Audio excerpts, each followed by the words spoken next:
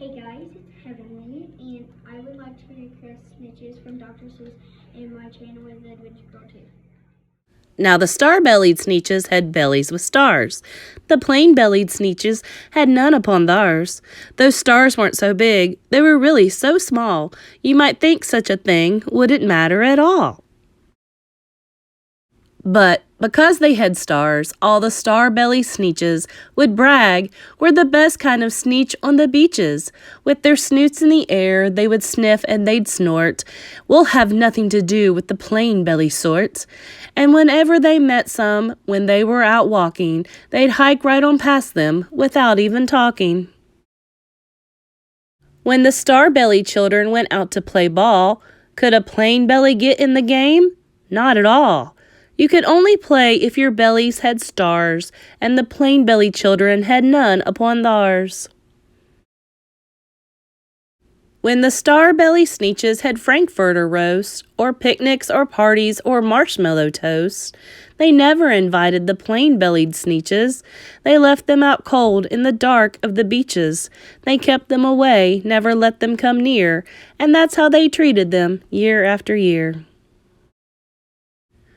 Then one day, it seems, while the plain-bellied Sneetches were moping and doping alone on the beaches, just sitting there wishing their bellies had stars, a stranger zipped up in the strangest of cars. "My friends," he announced in a voice clear and keen, "my name is Sylvester McMonkey McBean, and I've heard of your troubles, I've heard you're unhappy, but I can fix that. I'm the Fix-it-up Chappie. I've come here to help you, I have what you need, and my prices are low, and I work at great speed, and my work is 100% guaranteed." Then quickly Sylvester McMonkey McBean put together a very peculiar machine, and he said, "You want stars like a star-belly Sneetch? My friends, you can have them for $3 each. Just pay me your money and hop right aboard." So they clambered inside, then the big machine roared, and it clunked, and it bonked, and it jerked, and it burked, and it bopped them about. But the thing really worked.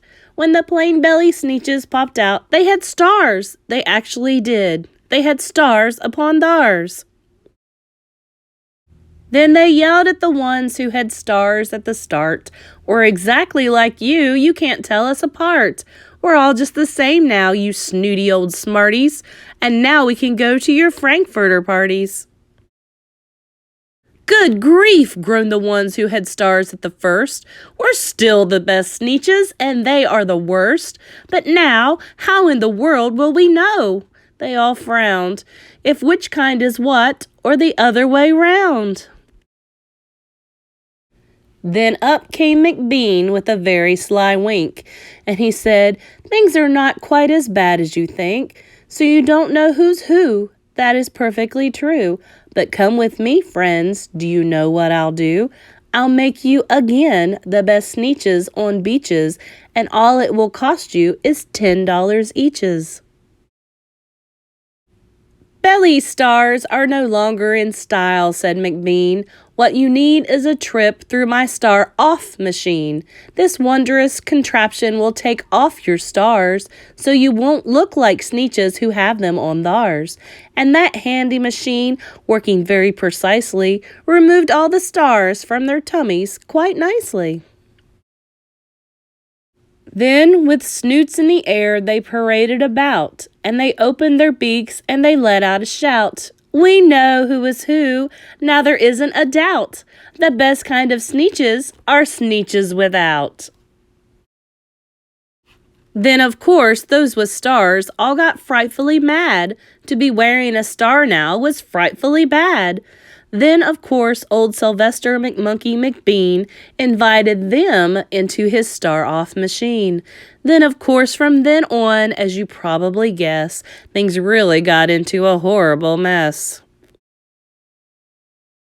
All the rest of that day on those wild screaming beaches, the Fix-it-up Chappie kept fixing up Sneetches.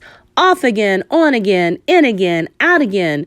Through the machines they raced round and about again, changing their stars every minute or two. They kept paying money, they kept running through, until neither the plane nor the star bellies knew whether this one was that one, or that one was this one, or which one was what one, or what one was who.